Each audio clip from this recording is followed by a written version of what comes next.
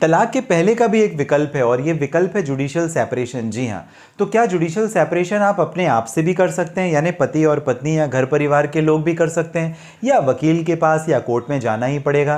कितना समय लगेगा, इसकी क्या प्रोसीजर होती है, ज़रा इस पर्टिकुलर वीडियो में डिस्क्राइब करते हैं, समझने की कोशिश करते हैं। इसके पहले नमस्कार, आप सभी ने शुरुआत की है हमेशा की तरह अशोक पांडे के साथ, यानी मेरे साथ। सब्सक्राइब कर लें इस चैनल को अगर आप नए हैं, और किसी परेशानी के लिए अगर आप करना चाहें बात, इस पर्टिकुलर वीडियो के डिस्क्रिप्शन में डिटेल लिंक है जहां डायरेक्टली आपकी और मेरी हो जाएगी बात। चलिए जरा बात करते हैं जुडिशियल सेपरेशन या सेपरेशन के बारे में। शादी हो गई, शादी होने के बाद पति और पत्नी को यह समझ में आता है कि हमारा रिश्ता नहीं चलने वाला, और इस स्थिति में वो अपने रिश्ते को रिकाउंसिल करने की अगर कोशिश करें तो आपस में कई बार जो सुलझाने की व्यवस्था होती है वहाँ पे रिश्ता और भी ज़्यादा कॉम्प्लिकेटेड या डेलिकेट या उलझता चला जाता है। मैं आपको हमेशा सजेस्ट करता हूँ तलाक आखिरी ऑप्शन आपका होना चाहिए, उसके पहले के जितने भी विकल्प हैं आप उसे आजमा लें, जिसमें आपका सेटलमेंट, रिकाउंसिलिएशन, आर्बिट्रेशन, मीडिएशन और जुडिशियल सेपरेशन भी आता है। जुडिशियल सेपरेशन यानी सेक्शन 10 हिंदू मैरिज एक्ट का अगर रेफरेंस लें तो वहाँ पर जो प्रक्रिया है वो वैसी ही कुछ है जैसे डाइवोर्स में होती है। इसके लिए जो समय सीमा है वो ऐसा नहीं कि शादी के 1 साल के बाद ही करना है या उसके पहले करना है, प्री मैच्योर होगी या नहीं। अगर आपको ऐसा लगता है कि मुझे अलग अलग रहना है, पति से पत्नी को, पत्नी से पति को खतरा है, हमें अलग हो जाना चाहिए, तो आप एक पिटीशन कोर्ट में प्रेजेंट करते हैं, और ये पिटीशन होती है under section 10 Hindu marriage act का अगर रेफरेंस लें तो। और फिर कोर्ट निर्धारित करती है कि आपके पैरामाउंट कंसिडरेशन ऐसे हैं जिसमें आपको अलग रहना चाहिए या नहीं। अगर ऐसे हैं तो आपको अलग कोर्ट कर देती है, जुडिशियल सेपरेशन की डिक्री दे देती है, for a time being, temporary देती है, परमानेंट देती है वो। लेकिन आप खुद से भी कर सकते हैं क्या? बेशक कर सकते हैं। इसके लिए आपको जुडिशियल सेपरेशन को आप ऐसा समझिए कि कोर्ट बिना गए भी आप करें, तो आप कैसे करेंगे? आपको एक पर्टिकुलर एग्रीमेंट बनाना है अपने और अपनी वाइफ के बीच में।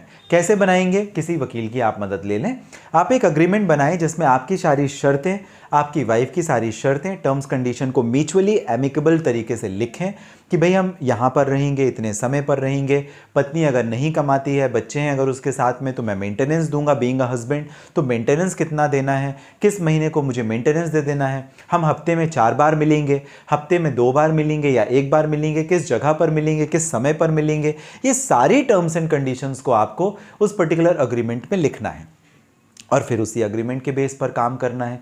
1 महीने, 2 महीने, साल भर, जो भी आपका टाइम ड्यूरेशन आप दोनों ने या आपके फैमिली मेंबर्स ने एमिकेबल तरीके से बनाया है, उस पर्टिकुलर ड्यूरेशन को आप असिस्ट करें, और ये जो टाइम आप देंगे इस टाइम पर आपको उस एग्रीमेंट के हिसाब से काम करना है। जब आप उस एग्रीमेंट के हिसाब से काम करेंगे तो आप देखेंगे 2 ही चीज़ें होने वाली हैं। आपका रिश्ता या कि चलेगा या नहीं चलेगा, वो समय देने के बाद भी।